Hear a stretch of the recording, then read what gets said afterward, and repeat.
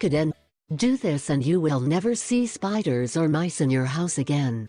Mice manage to enter houses through small holes and cracks. They make nests in corners of little circulation and can survive by eating crumbs. You may not even notice the presence of one or two, but if you're not careful, you could end up with a real plague in your house. The key to preventing mice from entering is to seal your home, clean the places where they like to make nests, and eliminate their power supplies. Many people have problems with spiders and mice in their homes, and many think that getting rid of these unwanted visitors can cost them a lot of money, but this is not true. We have found a method that has been used for centuries and is incredibly efficient. All you need is a bag of this tea.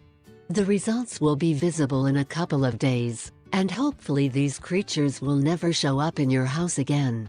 This home remedy is made with herb well known worldwide, mint.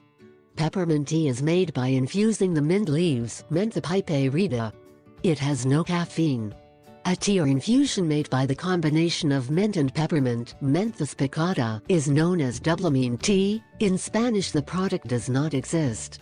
If you cannot get bags of this tea, you can simply infuse the herb. Many people have the possibility of having it in the courtyard of our houses or buying it in the local markets.